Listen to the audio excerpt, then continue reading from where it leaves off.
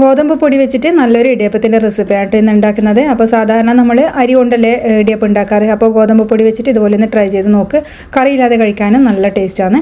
അതുപോലെ തന്നെ നല്ല സോഫ്റ്റ് ആയിട്ടും നമുക്ക് ആ ഒരു സേവനാഴിയിൽ നിന്ന് അങ്ങനെ വീണ് കിട്ടാനങ്ങനെ ബുദ്ധിമുട്ടൊന്നും ഉണ്ടാവില്ല. അപ്പോൾ നമുക്കിത് തയ്യാറാക്കുന്നത് എങ്ങനെയാണെന്ന് നോക്കാം. ഒരു പാനിലേക്ക് നമ്മൾ 1 കപ്പ് ഗോതമ്പ് പൊടി ഇട്ട് കൊടുത്തിട്ടുണ്ട്. ഫ്ലെയിം കുറച്ച് വെച്ചിട്ട് ഇത് നല്ലപോലെ ഒന്ന് വറുത്തെടുക്കണം.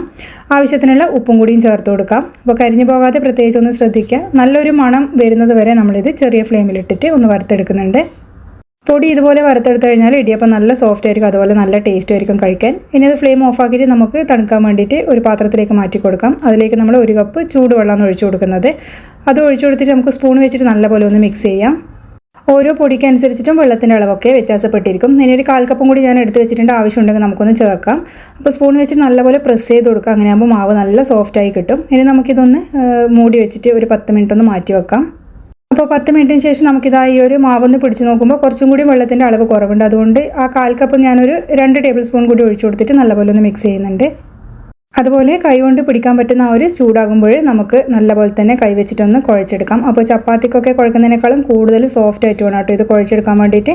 അതുപോലെ തന്നെ അധികം ടൈറ്റ് ആവരുത്, കുറച്ച് ലൂസായിട്ട് വേണം മാവ്. ഇനി നമുക്ക് ഇതിലേക്ക് കുറച്ച് വെളിച്ചെണ്ണയും കൂടി ചേർത്തിട്ട് വീണ്ടും നല്ലപോലെ ഒന്ന് പ്രസ് ചെയ്ത് കൊടുക്കാം. അപ്പോൾ വെളിച്ചെണ്ണ ഒഴിച്ചിട്ട് നമ്മൾ ഇതുപോലെ പ്രസ് ചെയ്ത് കുഴച്ച് വെച്ച് കഴിഞ്ഞാൽ മാവ് ഡ്രൈ ആയി പോകുന്നത് ഒഴിവായി കിട്ടും. ഇനിയിപ്പോൾ നമുക്കിത് ഇതാ നല്ല സോഫ്റ്റ് ആയിട്ട് തന്നെ കിട്ടിയിട്ടുണ്ട്. കുറച്ച് സമയം കൂടി ഒന്ന് മാറ്റി വെക്കാം. അപ്പോൾ ഒരു 10 മിനിറ്റിന് ശേഷം നമുക്കിനി മാവ് ഇതൊന്ന് ഇതിലേക്ക് പിഴിഞ്ഞൊഴിച്ച് കൊടുക്കാം കേട്ടോ. അപ്പോൾ ഇഡ്ഡലി തട്ടിലാണ് ഞാൻ ഉണ്ടാക്കുന്നത്. ആ സേവനാഴിയിലും അതുപോലെ ആ തട്ടിലും ഒക്കെ വെളിച്ചെണ്ണ ഒന്ന് പുരട്ടി കൊടുക്കുന്നുണ്ട്. അപ്പോൾ മാവ് ആ ഒരു ഇതിലൊക്കെ കിടന്ന് പറ്റി പിടിക്കുന്നത് അങ്ങ് ഒഴിവായി കിട്ടും. അപ്പോൾ ഞാനിതിലേക്ക് തേങ്ങ ചേർക്കുന്നുണ്ട് കേട്ടോ. നല്ല ടേസ്റ്റ് ആയിരിക്കും തേങ്ങ ചേർത്ത് കൊടുത്തു കഴിഞ്ഞാൽ. ഇനി മാവിൽ നിന്ന് കുറേശ്ശെ എടുത്തിട്ട് നമുക്ക് ആ ഒരു അച്ചിലേക്ക് ഇട്ട് കൊടുക്കാം.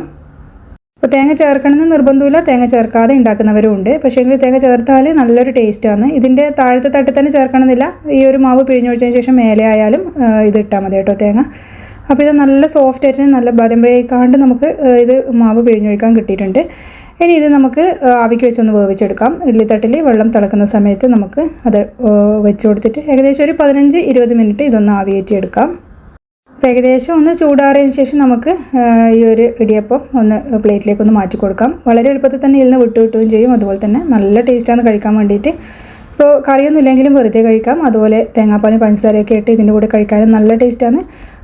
അപ്പോൾ നമ്മൾ ആ ഒരു ഇടിയപ്പം ഉണ്ടാക്കാനുള്ള ഗോതമ്പ് പൊടി വറുക്കുന്നത് അതുപോലെ വെള്ളത്തിൻ്റെ അളവും കറക്റ്റായി കഴിഞ്ഞാൽ നമുക്ക് നല്ല അടിപൊളിയായിട്ട് തന്നെ നല്ല സോഫ്റ്റായിട്ട് ഗോതമ്പ് പൊടി വെച്ചിട്ടുള്ള ഇടിയപ്പം തയ്യാറാക്കി എടുക്കാൻ പറ്റും. വീഡിയോ ഇഷ്ടമായി ലൈക്ക് ചെയ്യാനും ഷെയർ ചെയ്യാനും സബ്സ്ക്രൈബ് ചെയ്ത് സപ്പോർട്ട് ചെയ്യാനും മറക്കരുത്.